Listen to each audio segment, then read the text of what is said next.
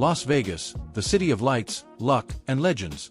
But right now, for the Raiders, it feels like the bulbs are burning out one by one. Sunday's 31-0 shutout against the Kansas City Chiefs wasn't just another loss.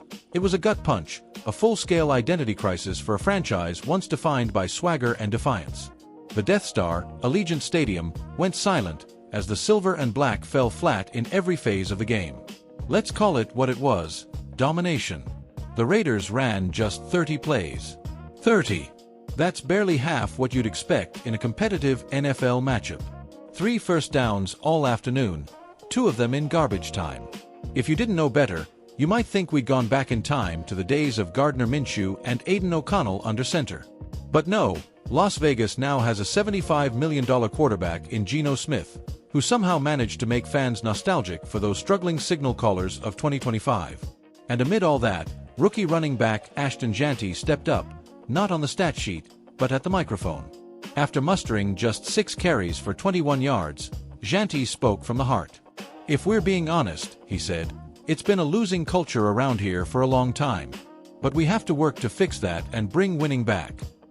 You could hear the frustration in his voice, the fire of a young player who refuses to accept defeat as normal. That comment lit up Raiders Nation. Some called it brutally honest.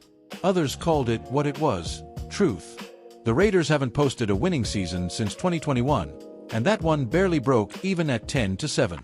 Before that, you have to go back to 2016, Derek Carr's breakout year, Khalil Mack's prime, and that fleeting spark of hope that maybe, just maybe, the silver and black were climbing back to glory.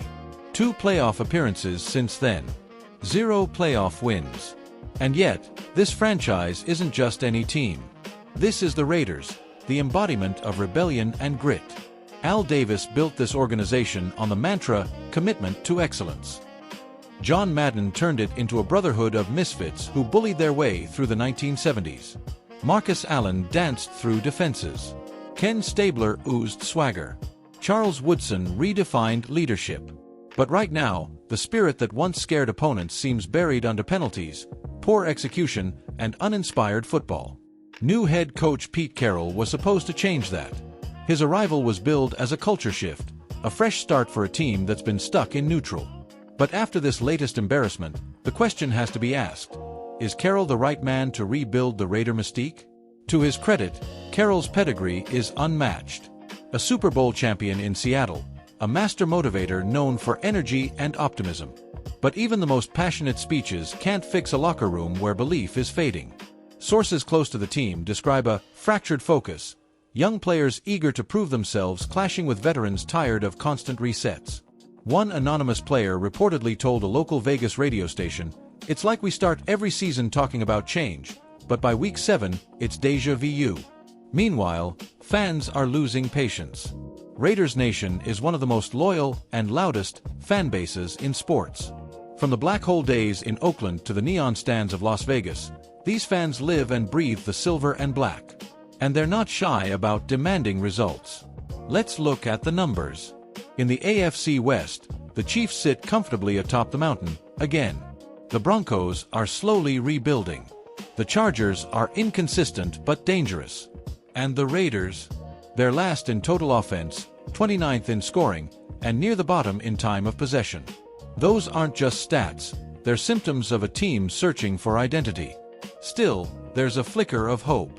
Players like Max Crosby, the heart and soul of the defense, continue to grind every down.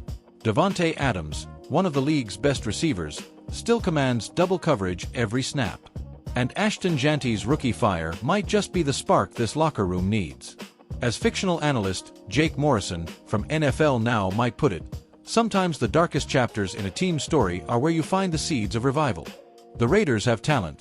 They just need leadership that turns frustration into fury. So, what happens next? The Raiders have 10 games left to show they're more than a headline for all the wrong reasons. Pete Carroll's job may not be officially on the line, but make no mistake, his credibility is. Geno Smith has to prove he's more than a paycheck. The defense has to rediscover its bite. And the rookies, led by Jeanty, have to keep pushing for that cultural reset. Because here's the truth: Vegas doesn't forgive losing for long. In a city built on risk and reward, Fans crave a team that plays with boldness. The Raiders once stood for that. They can again. As we wrap up, remember this: every great Raider era started after a storm. When the world doubted them, they roared back, silver helmets gleaming under the lights. The question now is simple: will this generation rise to reclaim that commitment to excellence, or fade into another rebuild? For now, the nation waits. Raider Nation, stay tuned, stay loud, and keep the faith, because as the old saying goes, once a Raider, always a Raider.